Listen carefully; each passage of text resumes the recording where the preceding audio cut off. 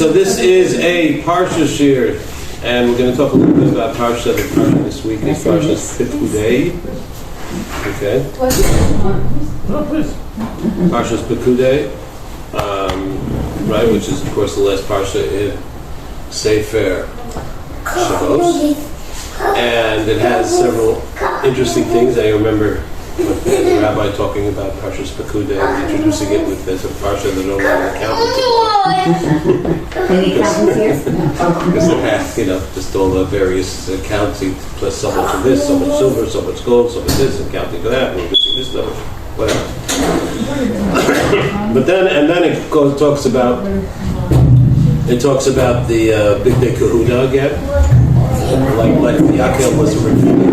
Teruma, Pekudei in a sense is a repeat of Tetzaveh to a large extent. But it could not so much that the rules should do it this way, but they did it this way. Mentioned last week. Vayakel is a sort of a repeat of much of Teruma, and Tetzaveh is a repeat of much of Pekudei. Pekudei is a repeat of much of Tetzaveh. Okay. But there's one interesting part to it, which we'll mention as we go along. But then at the end we read Parshas HaChodesh. So I want to focus on a little bit more today. Like last week we focused on Parshas. Last week we really focused not so much on Parshas Para, but on the Haftorah of Parshas Para. The Haftorah of Parshas HaChodesh is not as exciting as last week's Haftorah. It's pretty much about the way that they brought the Korban Pesach, etc. in I think from the book of Yecheskel, if I'm not mistaken. That's later on. Okay. But there's an interesting halacha that I want to focus on. There's a lot of this based on a shiur I heard many years ago. It says it's based on an interesting Gemara, a Yerushalmi. Okay, in the top box over there, if you have the thing, it says, Ein mafsiken bein Para lechodesh. We don't have a hefsek. There's no hefsek because we don't have an intermediary between Para and Chodesh. What does that mean, first of all? We all know that there's the Arba Parshas, right, the 4 Parshas. So do we read the 4 Parshas in 4 consecutive weeks? Answer, never. Okay, never, right? There's always at least over the course of 5 weeks, and sometimes over the course of 6 weeks. Right? With Parshas Shkolim, we always read when? Either the Shabbos before or Shabbos of Rosh Chodesh Adar. Right? Parshas HaChodesh, we read the Shabbos before Parshas of Rosh Chodesh Nisan. And most of the time, especially if Parshas Shkolim is before Rosh Chodesh, there's at least 5 Shabbatot. So we have an extra Shabbos. And we know there's another one. We know Parshas Zachar always goes with what? Before Purim, right? So we got one bye week, so to speak. One extra Shabbos. You know what a bye week is? Football term. So we have one Shabbos amongst those 5 weeks that there is no Parsha. So where do we put it? We could either put it generally between Shkolim and Zachar, or between Zachar and Para, or theoretically between Para and Chodesh. This year we had a Shabbos in between what? Between Zachar and Para. Which Shabbos was it? Purim, really. Shushan Purim, right? So that Shabbos is Para. Right? But really Purim was Friday. But theoretically, but for the fact that it was, we could have theoretically, made Para then, right? But the halacha is, this is an interesting halacha. We never have a parsha in between Para and Chodesh. The Gemara doesn't explain why, really. Just sort of states a fact. And Amar of Levi says, Simanhun is a siman. What's a siman? The Ilan Parshas Ben Kosos Halom. If you look at, he says there's, after all, there are many 4s when it comes to Pesach, right? What are the 4s? We have 4 Parshios we start with. 4 that's, well, not really a Pesach thing so much. What? What do you think? But if you say who knows four, you got the right answer. Right. But that's only you would give that answer. Well, that's why I'm here. Right? How many tibulim are there? What? How many tibulim? How many tibulim? I don't know. Never thought about that. What's that? How many? How many tip? Oh, Depends if you use mutbacha or not. I mean, you usually have at least two. Kaisers, okay, that's an easy one. Okay, but there are other famous fours, of course. The four Arbabanim, most famously probably the four questions, right? Madishtana, and a lot of them have to do with the Arba Kosos, right? And we always used to say as kids, we lived growing up in Muncie, there were Yaakov Kamenetsky, lived near us, and he drank 4 cases of wine every Seder night. Right? Well, because the Litvish pronunciation for kosos is cases. And say cases. oh, gotcha. Okay, gotcha. All right, but anyway, so we drink 4 kosos of wine, and they are based on, as we usually ask, why the 4 kosos. So some might say because all of our mothers drank wine, but other people might say, the Arba L'Shoina Shel Geula B'Hatzesi V'Hitzalti V'Gahalti V'Lakachti, from the beginning of Parshas Para, where Hashem came to Moshe after Moshe's big initial failure. So then, after that, Hashem said, don't worry, the Geula will come, and it will follow the 4 the Shon's Geula B'Hatzesi. I'll take them out, V'Hitzalti, and we'll go into that a little bit more exactly what they are. And those are the 4, and based on those 4, we also have the 4 kosos. And what do we have the 4 kosos not just as a zecher for the Arba Shon Shagula, but also they're functionally. The first kos is what? Kiddush. The second kos is basically its function is we say the Haggadah based on the kos. We pick it up, but put it down a couple times, take some wine out. It's, has an active, I wouldn't say a speaking role, but it has an active role in the Haggadah. The third kos is the kos of Berachas Hamazon, right, benching. And the fourth kos, we say it for Halal. Okay, so we have these koses. So the halacha, it says here, that also, Bein HaKosos Ha'ela Im Ratza Lishtos Yishteh, between all of the other koses, if you want to drink something, you can drink. If you want to, drink, let's say, after between Kiddush, you can't eat very much from the time of Kiddush until Motzi Matzah, but you can drink, right? You can drink if you want. Bein, you can have a kos of wine even if you want. But Bein Shlishi Lo Ravi Lo Yishteh, you're not supposed to drink between the third one and the fourth one. Not that. Right? It's usually not very long. Drink wine during the Haggadah? If you want to. So from a different class? Yeah, I guess so. Well, no, you could from the same one, it doesn't matter, as long as at the end you fill it up before you make the bracha, I guess so. Yeah. I mean, if you want to drink vodka or orange juice or whatever, I suppose you could, theoretically. I remember even hearing from Rabbi Wine years ago, he said that in the halacha of Ein Maftir Nachar Pesach Afikoman, so you're not supposed to eat anything after the Afikoman, and you're not even supposed to drink anything. He said, I'm just quoting him, he said that he knows about wine. you could drink, you could drink the kosos, but you could drink Rabbi Wine. right? Rabbi Wine. Okay.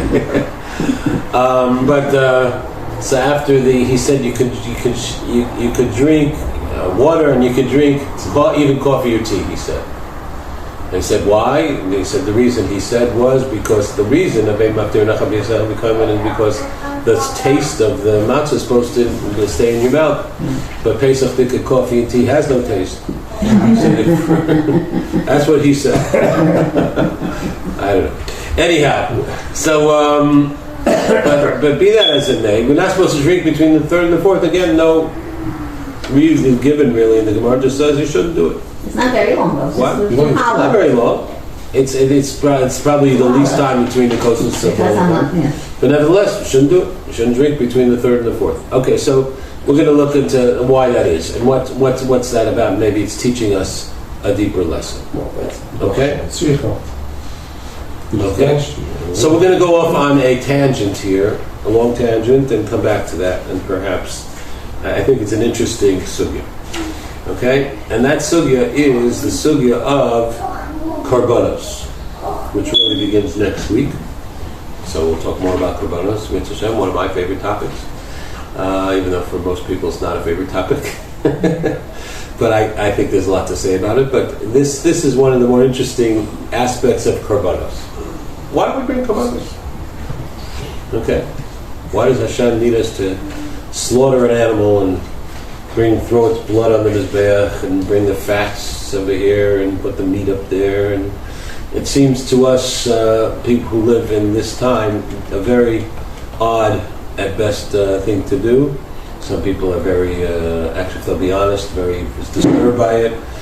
When they say they look forward to the Mashiach of the Beis Hamikdash, it's hard for them to honestly say they're looking forward to bringing korbanos again.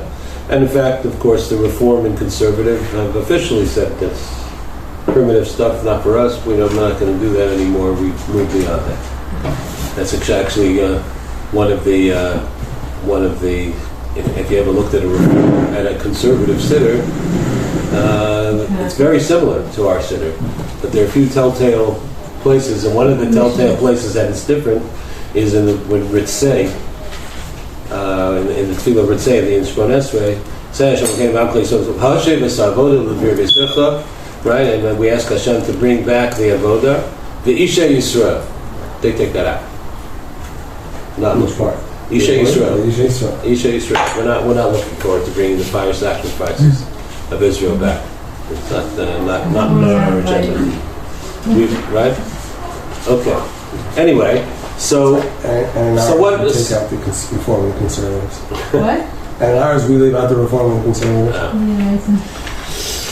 So one of the arguments that those who are against korbanos, so to speak, and don't look to coming back, is one of the sources that they quote most often is a famous, or should I say, even notorious or infamous opinions of the Rambam.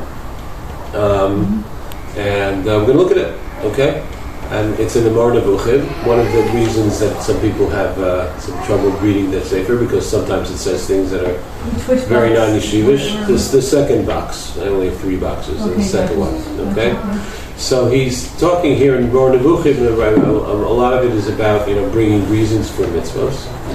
So let's read this together. He says, Zosan, I apologize, it's not quite as together as you know, Shiur was a little bit more last minute, so I didn't get the sources as well as I would have, but I think this is okay. He's saying,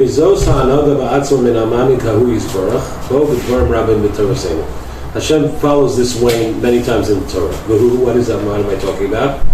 She'i efshar latseis min ha'hefech el ha'hefech pitom. It can't change from one extreme to the other suddenly. It's not something that you can do, whether it's psychologically unsound, whether it's just not possible to make changes. Some people, I know my father-in-law, he he was a heavy smoker, and one day he decided it's not good for him, and boom, he just went cold turkey and never smoked again. But most people can't do that. Most people say they stop smoking many times. Every night? Yeah, I've been on many diets, etc.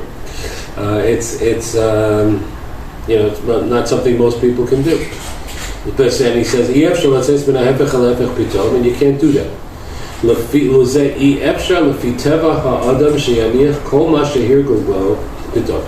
You can't expect somebody to change the teva of everything that we used to suddenly.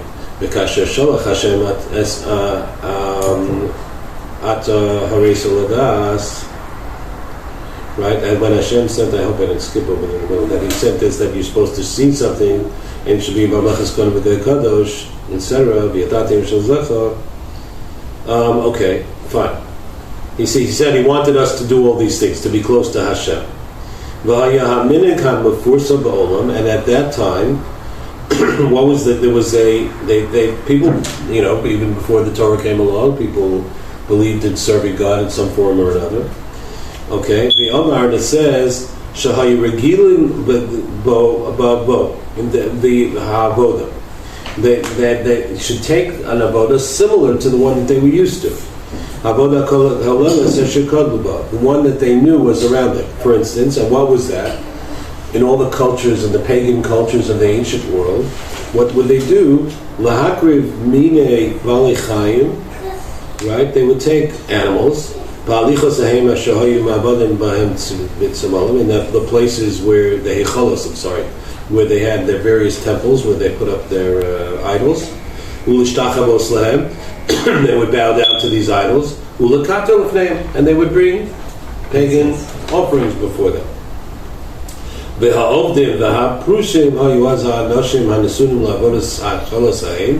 the holy people were those people who were, involved with the temple service, and whether it was to the sun or to the stars, and therefore, by the dash over there. So in other words, what's he saying so far? That was the way people knew when men want to serve God. You go to a temple, you bring an animal, you sacrifice the animal. That's what it means to serve God. That's what the Jews in Egypt had known. They didn't know anything else. So therefore, lo gozra chachmasa v'tachpulasa yamu vuveres b'chol briosa. So Hashem, in His great wisdom and His great planning, He did not decree lahaniach mine avodasahem kulam ulavatam, to totally divorce ourselves and move away from such service of in that way. Why? Because then they would have been left without, they weren't able to accept that. A person always wants to go towards something that they're used to. If that would be, for instance, if we make it more real, he says, for instance, in our times, if a Navi would come and calls Avodas Hashem and he says, Hashem God says from now on, no davening. My wife would go nuts. Right? What'd you do? Not allowed to fast. Don't ask God's help in a time of difficulty.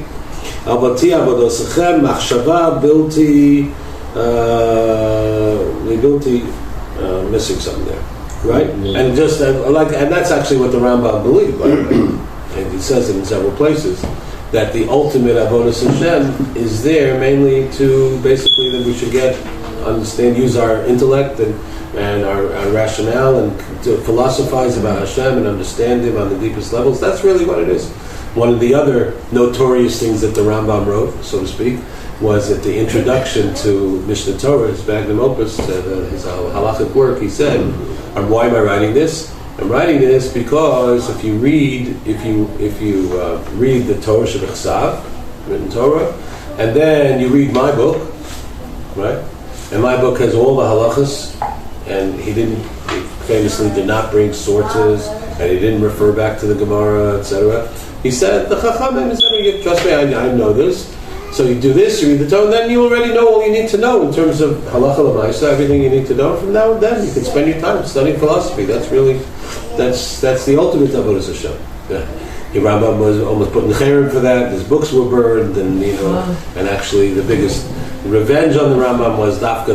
There was a big move towards studying Gemara and all the Rashi and the Balei Tosfos and all the Rishonim were more dafka emphasized learning Gemara and learning from the Gemara, etc. And in fact, they say the poetic justice has probably been no safer that there's been written more commentaries on than the Rambam's Mishnah Torah, because he said this. You don't need to. What? Okay, always I have God. Okay, maybe I don't know. Love this yeah, could be. But it's certainly up there amongst the one that there's a tremendous amount written on. But for burning the Rambam, so during Hashalayim, they burned all the Gemars in Paris. In Paris. What was it? Why? That was the din that and was it the Rebbeinu Yonah came and did tshuva. He wrote Shari Tshuva partially as an apologetic. He said to do it because it was a very strong anti-Rambam movement, and they wanted to put him in cherem. They were burning the Rambam. And so in 1242, outside of the what was the cathedral? Notre Dame. Notre Dame. Outside of the Notre Dame, they burned 24 wagon loads of svarim. You have to imagine, in 1242, everything was Before the printing press. Everything was handwritten. Right. So it almost destroyed Torah in Europe, Wow. which was the Malcolm. That's where it was. Why, Oh, if they wanted to burn the Rambam farm, why did they burn all? No. No, The they, Jews burned the Rambam. The Goyim burned Torah, burned everything else that it had. So Great. they felt that this was Midi Keneged Mida. And the Rebbe Yoina wrote Shari Tshuva because he said, I see the errors of my way, and went and joined the Rambam camp. As a result of this. yeah. But anyway, thank Sorry you. for that. Thank you. Historical interjection. Yeah, interesting. So, but that's what he says, that if we would do that, that if a person would come and say all these things, right? That you're not supposed to daven anymore, not supposed to say Hashem anymore, we would think that's very strange. We wouldn't know what to do with ourselves. We wouldn't know how to serve Hashem, right? Right. So he says, Miyosam Nivroim, then Minyanim Dimyonim Shein Amitos, we would think it's not true, etc. So therefore, Hashem said, Vasuli Mikdash, make me for me a Mikdash, Shea Mizbeach. Why? But do a Mizbeach, but what a Mizbeach, don't do it for Avodah Zarah, do it for me. Lahem, V'Lashem Yisbarach, Mitzivanu Lasos Lo, to make it for him. Mitzivanu Levnos Heichalo, and build the Heichal, and a person should bring a korban, etc. Mishtachbul, etc. Okay, next paragraph. V'Igia Tachbula Hazos Ba'Marama Elohis, that this it was a divine plan. Shenimcha Zecher Avodah Zarah.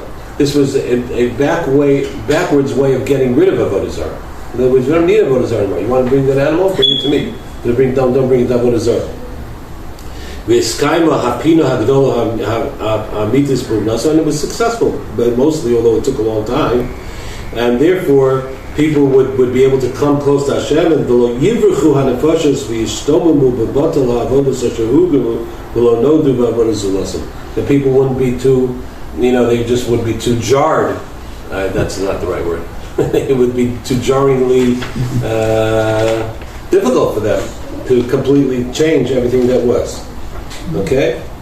And he says, Avani Yodeh, I know, Shenafshecha Tivrach Mizayanin. You think when you first time you hear this, you find this very strange. Tell me, I know what I'm saying is getting you feel very strange. And when we first think about this, it'll be difficult to me. And you're going to ask me in your heart and say to me, we see that the Torah spends so much time and effort on the Karbanos. And they weren't any, what's the Rambam saying basically? Why did we have a Karbanos? To wean us away from Avodah Zarah. That's why. It makes sense. Right?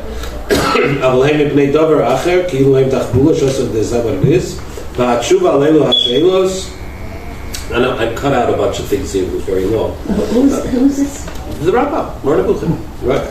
So about Tshuva, the answer is basically is on this, and other questions he asked, which I didn't put in. Tshuva chas kolelas, one general tshuva, v'husha osos kulam afal pi shehem shinu teva, ish echad me'ishe and imtzos. But even though you can have different things that happen in nature, but teva b'nei adam lo yishaneh halakot. Hashem doesn't change our nature. He could, in other words, one of the questions is you could ask the questions. I'll ask you other questions. We see, why didn't Hashem take them to Derech Plishtim? Because it was Korov, and they would be afraid, and then they might turn back. So why not make them not afraid? Why does it say that we should do this, and they won't believe? Make them believe. Hashem could create us however He wants, right? So Hashem could create us that we don't have this issue of Avodah Zarah. He says, why do we need that? He says, because Hashem doesn't do that. He doesn't work that way. He just shows you things. It's up to us to change ourselves. As he says, in fact, at some point, after Matan Torah,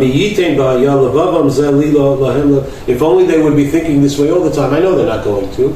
Why? If Hashem wanted to make it that way, if He enjoyed it that much, He could have made it. Nothing stopping Him.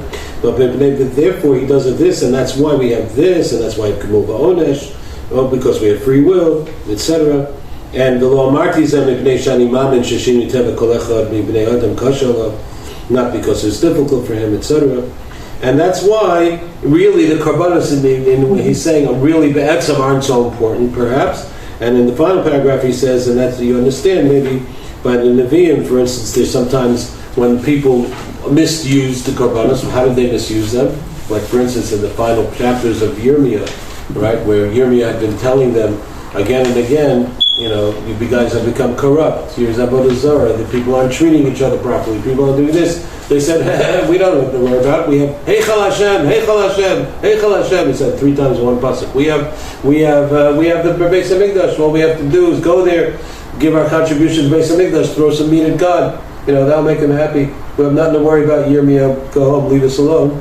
He said something, you know, and then the Nevi'im then, and other times, he said, really, the Kadosh Baruch Hu doesn't need it. Like he said, Shmuel says, "Hachefetz libo losus v'chim kishma b'kol Hashem." We saw in Parshas Zachar where Shaul didn't listen right properly, and he brought back the animals which he was supposed to kill. He brought them back. He says, "You think God needs these animals?" Right? Or Yeshaya says, "Shabbos Chazon, lama li rov zivchechem," and lo dibarti sabosechem lo tzivisem. He didn't tell them about this. So, in other words, the Nevi'im seem to be sending the message that be'etzem karbanos aren't that important for Hashem. Right? And so therefore that's the why. So why do we have karbanos? Mainly just to wean us away from Avodah Zarah. So it would appear from reading this Rambam very powerful piece in Moreh Nevuchim. Sorry, that last part that Hashem doesn't need it. What? That Hashem doesn't need it is not unique to karbanos. He needs nothing. Doesn't need anything. Right. Of course. He doesn't need to daven or be nice to the people I live with or kosher. Yeah. Right. You know, he doesn't need any of that. But karbanos seem to take up a big chunk of our service, and there's a lot there. And you know, certainly, if we only thinking about, like I said, going back to the Beis Hamikdash, and basically the place where you bring karbanos. I mean, the other things is that, but that's the main agenda there, right? Yeah. Seems to be a very central part. We don't appreciate it. We don't understand it. Maybe next week we'll talk about what we maybe could appreciate from karbanos. But it would seem here that the Rambam is pretty anti-karbanos in a certain sense, or at least not anti-karbanos. That's not the right way to say it. He doesn't feel that they're so important in and of themselves and more important to wean us away. Okay. Obviously, a very unpopular opinion. So one opinion, we'll see this, for instance, in the Ramban, which is the bottom, on the bottom box there in Parshas Vayikra, he quotes down where it says, and it says this about karbanos many times, Ishe reach nichoach l'Hashem. If we bring a korban, it becomes something that's very pleasing. It's a smell, or reach, or something that's very pleasing to Hashem. It doesn't mean Hashem like shawarma, but that there's something very, very deeply, somehow, whatever that means, Hashem gets pleasure from it. He gets pleasure from this. And then he quotes the Moreh Nevuchim, Kitam HaKarbonos Ba'avosh HaMitzrim Va'akastim Asher Yisrael V'Nevim V'Yovdun L'Koritzon. The reason is because the Egyptians and the Chaldeans, or whatever, they would serve with animals. Okay? And this is a key important for us. V'chol choli lo yisrape, and it's something that's negative. You can't fix it, right, without going to the other side, but you can't go to that side too quickly. You have to ease them into it. And he went through these things, and he spent a long time with that. And then a little space over there. V'hinei heim divrei havoy. The Ramban says, I don't know exactly how to translate havoy, but it means they're basically nonsense. Is the proper way. Yirpu shever gadol. And may he be healed, the Rambam, from this terrible thing he said. Kushi Rabal Nikla Yasu.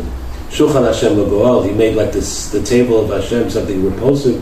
She'enu rak lahotzi milibon shel Rishoyim etipshei olam. That the whole purpose of karbanos is so that the Rishoyim shouldn't have questions on it, and the fools.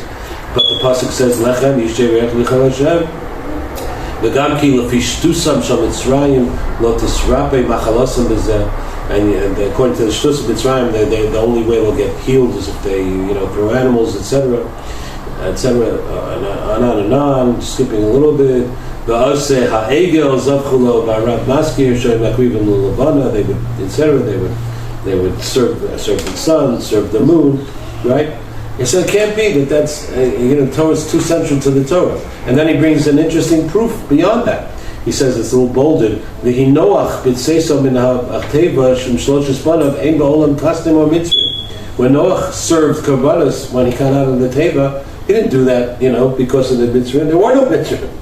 Okay, so maybe you'll say, hey, Noach still, he came from a world in which there had been karbanos beforehand. I got a better one for you. The next line, Hevel. Cain and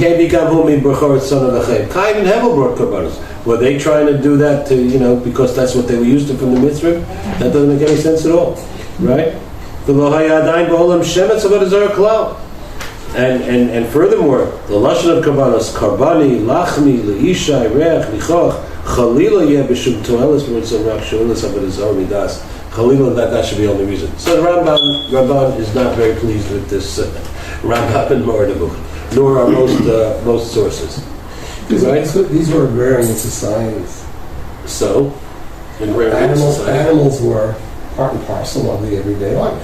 Okay. And so, in order to express your hiskarbus to the Rebbeinu Shalom, you brought something that was within your realm, which was one of the easiest things to bring in animal. Yeah. Mm-hmm. Okay. Maybe that's part of it. Although that in the time of Cain and Hevel, that's what he bought. That's what they had, I guess. Oh, he was the farmer and he was the shepherd. But but he said there was more than that. So this idea of the Rambam, obviously also, by the way, it's not simple to say that the Ramban believed that. The Rambam, that was the total brutality of the Rambam's belief, because after all, the Rambam didn't just machavek karbanos. He wrote about them in very, very great detail and great extensive, and I didn't have time to look up, but I know in a couple of places he talks about how important they are and what a central avodah they are, etc. in the Mishnah Torah. And our main halachic source, really, for karbanos is Rambam, because the Shulchan Aruch, the Rif, the Rab, they didn't. The Rif maybe did, but the Shulchan Aruch, the Torah, all those they don't deal with kachim. Most of the but if you want to learn halacha today of how to bring karbanos or anything going on in the base of English, you have to look at the Rambam. That's what it is. I guess that's one reason the briskers like it so much. Also, they're reading the Rambam. So somebody, I think the Shulchan Aruch Hasid. That was a much later work. That wasn't getting for the future? I think that either they were for Shulchan or his son, or the Talmud or the Torah to me. I think one of them, perhaps.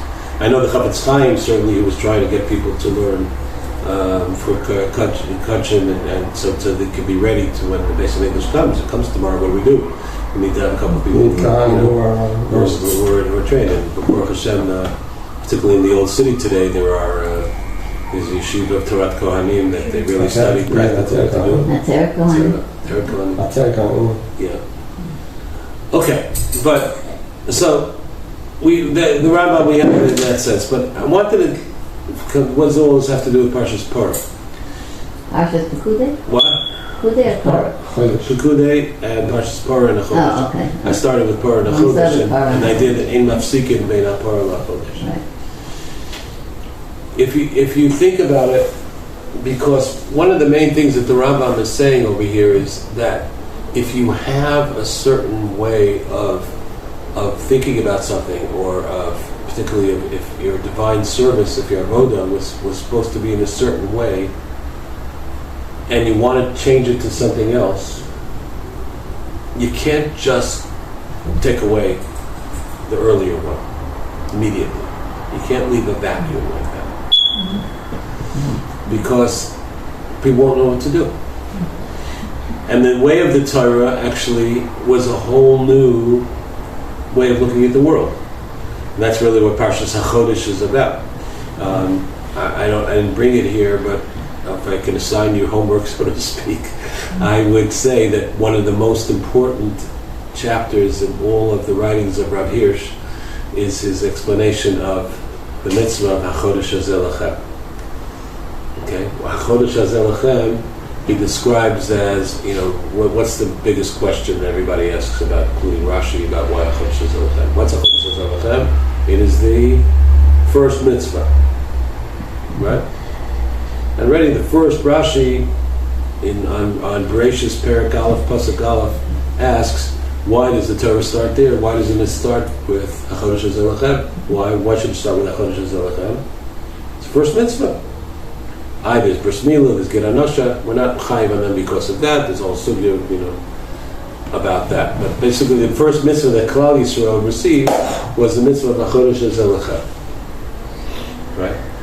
And Rashi goes on. Basically, the reason that Sefer Bereshis is there is so that we have a claim to Eretz Yisrael. Rashi says, and of course, we all also understand that we learn so much from examining the lives of particularly the Avos and the Shvatim and Yosef and Mahos, etc. But nevertheless, if the Torah is basically a book of we're supposed to learn halacha from, so it makes sense to start from HaChodesh Hazeh Lachem. So why is that? So Rav Hirsch goes into, okay, fine, but why, if that's the mitzvah, why is this the first mitzvah? I had to, run a contest for people to suggest what should be the first mitzvah. I don't know how many people would come up with Kiddush HaChodesh being that should be numero uno, the first mitzvah that we have. And he goes into a whole discussion there of how HaChodesh Hazeh Lachem, which is basically the mitzvah of Kiddush HaChodesh, which means what? That we have to go out and see the new moon when it appears and declare, the new moon, the Chodesh. Okay. Why is that important? What's that Well, about? the calendar is based upon that happening. What? Everything has happened in a sequence, and it's based upon that event, right? Yeah. Okay. That's So it's basic in establishing the calendar. Although, we've gotten along for a long time now without it, because the permanent calendar was established at the time of I think who established the calendar again? It wasn't Hillel. I forget right now. I don't know. I should know this, but anyway, it was established when they went into the Golus that we should have, because we weren't going to have a Beis Din anymore who could see right up there and send a message to Har Tabor, which would propagate. That they should know everywhere when the basically was Matash Chodesh. But why was it important? It's important because it's not just that what you're saying is right, that we need a calendar, we need to know when things happen, but it's more than that, he says. It's that we humans, Israelites, have a role to play in establishing the calendar. That's not just God saying, this is the way it should be, but we have a role in that. Hashem gave us an ability to take part in that. He says, for instance, that the word referring to all of the Yom Tovim, we call it a moed. A moed, the root for moed is vad. Vad, which basically means a meeting. Hashem has meetings with us. That's the way he says he's Yom Tov. In other words, what? Hashem says, I'd like to get together with you. Open up your calendar. Okay? How about 2 weeks from Tuesday? So we humans have the ability to say, I don't know. We think it should be Wednesday. We have this role to say it's up to Beis Din which day is Rosh Chodesh. They can declare the moon that day, then they can clear it the next day if they'd like, if they have reasons to be etc. It goes according to the way they declare it. And even if they get it wrong, even if they purposely, whatever basis declares, that's the day. Really? That's the day. And it's moreover, they can not only declare the day, they can declare we're getting an extra month this time, right? Because it's not good for the crops, it's not good for the travelers, there's a whole bunch of reasons why Beis Din would be Ma'aber L'Shana.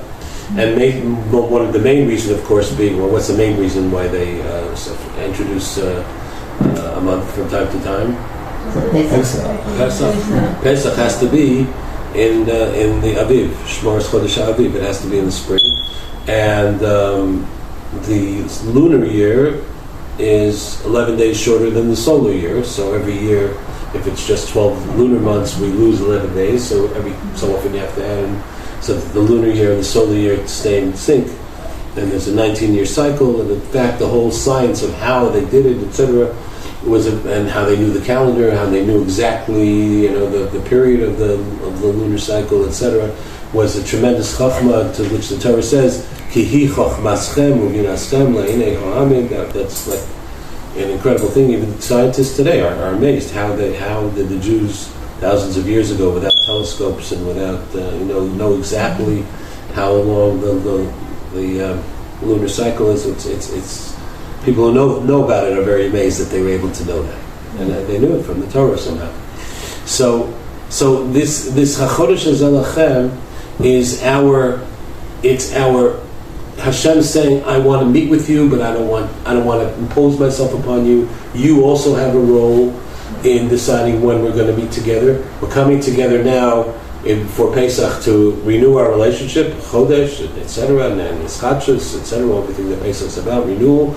But I'm going to impose it on you. I'm going to wait for you to come, and we're going to get this together. Okay, that's a new idea, and that's very different than pagan ideas. Right. Which basically are God. They were basically afraid of the gods, right? And they threw these. If we give God this thing, He'll leave us alone. He'll have mercy on us. He'll do this, that. It's not a, so to speak, meeting where Hashem is interested, etc. So. To placate God. What was to placate? Okay, but this is a new mitzvah. It's a whole new way that they were not used to thinking about. Mm-hmm. So when they were supposed to get this mitzvah, right? B'nai Yisrael, HaChodesh Zalachem, and get away from the pagan ways of thinking about it. According to the Rambam, what we saw was that you can't just take something completely away, right, and not replace it with something. So even in the HaChodesh Zalachem, a lot of what it's about, most of the parsha that we read in Parshas Chodesh is not about the mitzvah of Kiddush HaChodesh. What is it about? Korban Pesach. Korban, right? Bringing the korban. Mm-hmm. But it was bringing about korban, which in many ways, on the one hand, they're bringing the korban, but they're at the same time doing it very differently than the way the Egyptians did it. Mm-hmm. They took, first of all, an animal that the Egyptians would never, ever bring. They saw that as a god. And they tied it up in front of the house, and where the Egyptians were wondering what they're doing, and etc. And then they would bring it. It's the way they brought it was they were supposed to use the blood this way, not that way. It was doing it, but it was weaning them away off from it. What the Rambam is saying here, in a sense, is we have to, when you are bringing something new, you have to take it. You have to wean it away.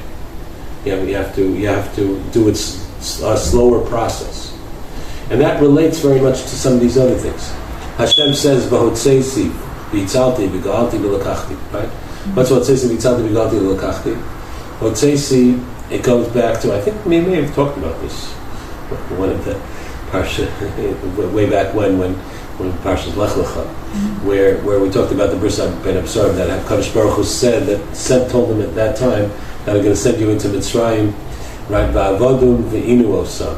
They're going to be a ger yeh ba'aretz le'lehem va'avodum ve'inu osam. They're going to be strangers, and they're going to be subjugated and enslaved, and they're going to be suffer, right? Mm-hmm. And then at this point, Hashem is taking us out of Mitzrayim.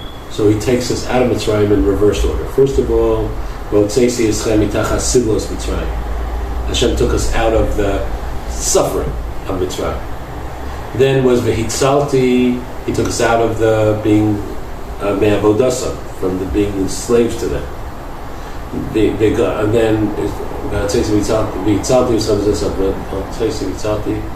Megalti, and then Megalti is ready to you. I'm going to make my outstretched arm. In other words, you won't feel like this alien, small people who have no rights of anything. Hashem's going to go in the way Hashem singled out the Jews for greatness in the midst of everything as it was in Egypt was the opposite of that you feel like a ger. So it's important that after they do that, they feel that way, right? You have to right away not just leave them with that, but give them the new thing that they're going to, because otherwise it's this vacuum. You took them out of everything they were used to. Great, but that's what we're used to. You have to right away introduce them to the next thing, which is V'lakachti eschem li la'am. I'll be taking to me to you as a people. And give them something even that they can relate to. The Rambam said Korbanos was something they could relate to. The Rambam said it didn't. That's not what it's about. But the basic idea, nobody argues with that the Rambam says, which is that if you take all the underpinnings about what a person is used to and not give, and just leave them without anything else, is a disaster. One thing that brings to mind very much was, I remember many years ago in the 70s, when there was protests about Soviet Jewry and all that. So I remember at the Kotel there was one of these rallies for saving Soviet Jewry. So what was the big slogan then of the Soviet Jews? Let my people go. Right? That's what all the signs were about. And in Hebrew, Shalach et Ami, let my people go, send my people. So I remember there were a bunch of guys from Nation Torah who came down. There was a big rally at the Kotel. They came down with signs, Shalach et Ami v'yavduni. Right? Take my people out so that they should serve me.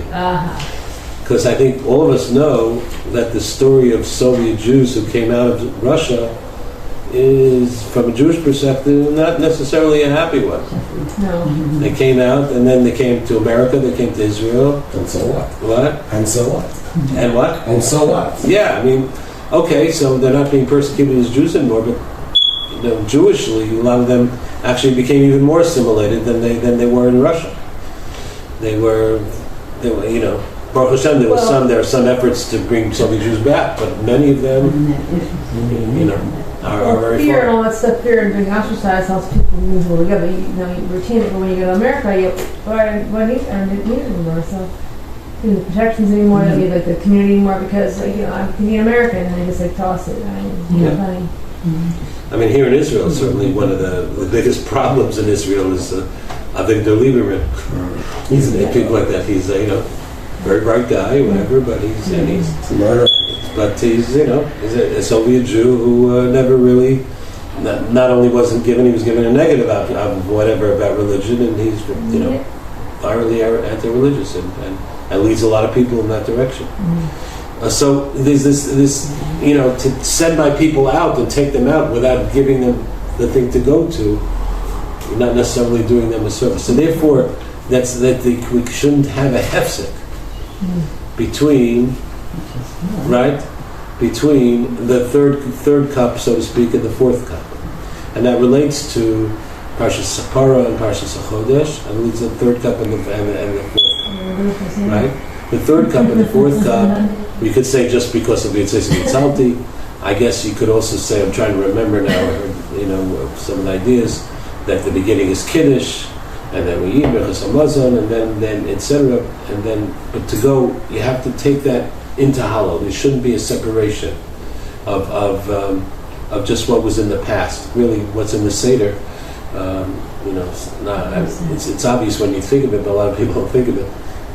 That the first half of the Seder is very different than the second half of the Seder. What's the first half of the Seder about, primarily, up until Benji? About the past, mainly. And what's the second half of the Seder about? Basically about the future. Or unfortunately for too many of us, including me, too often, the second half of the Seder is about whatever I'm dreaming about.